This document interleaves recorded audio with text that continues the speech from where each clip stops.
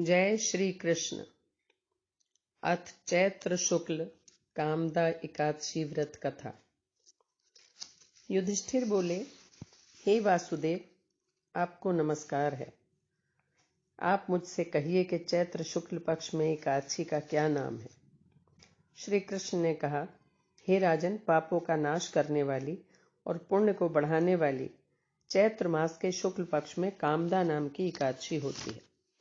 मैं आपको इसकी कथा सुनाता हूँ। प्राचीन समय में स्वर्ग और रत्नों से सुशोभित रत्नपुर नाम के नगर में राजा पुंडरीक राज्य करते थे। इनके राज्य में अनेक अप्सरा, गंधर्व, किन्नर भी रहते थे। वहां ललिता नाम की सुंदर अप्सरा थी और ललित नाम का गंधर्व था।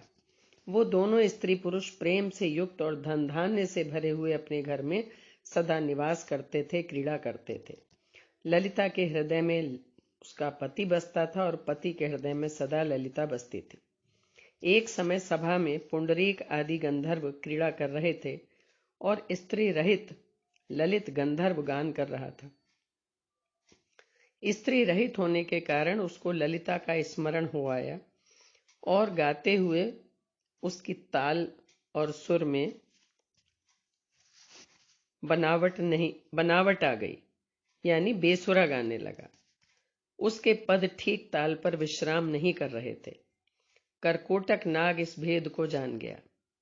उसने पुंडरीक नाग से जाकर सब वृतांत कह दिया।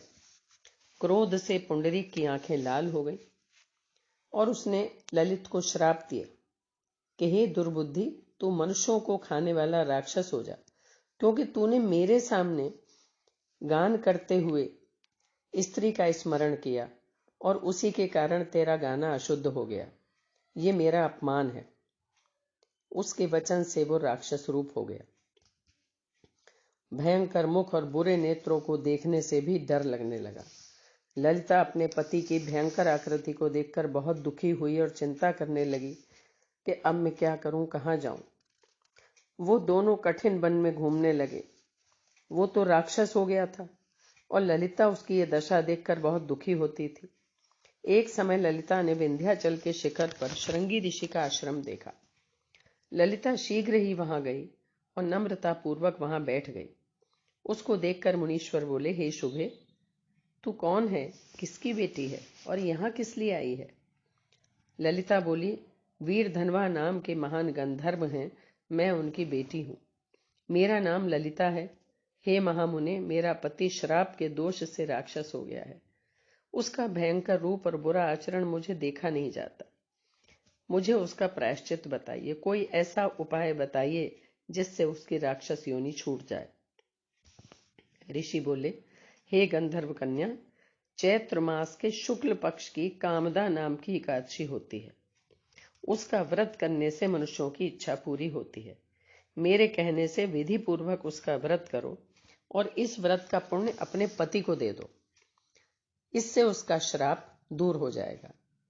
हे राजन, मुनि का ये वचन सुनकर ललिता बड़ी प्रसन्न हुई। एकादशी का व्रत करके द्वादशी के दिन ब्राह्मण के समीप वासुदेव भगवान के सम्मुख बैठकर ललिता अपने पति के उद्धार के लिए प्रार्थना करने लगी।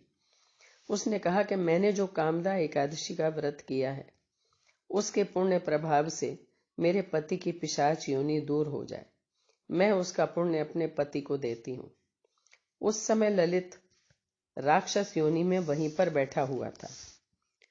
ललिता के इस वाक्य से उसी समय उसके पाप दूर हो गए और उसकी राक्षस योनि दूर हो गई। हे नृपश्रेष्ठ, ये जानकर इसका व्रत अच्छी तरह से करना चाहिए। लोगों के हित के लिए मैंने तुमसे ये कहा है। इस व्रत को करने से सब पाप नष्ट हो जाते हैं। बोलो श्री कृष्ण भगवान की जय।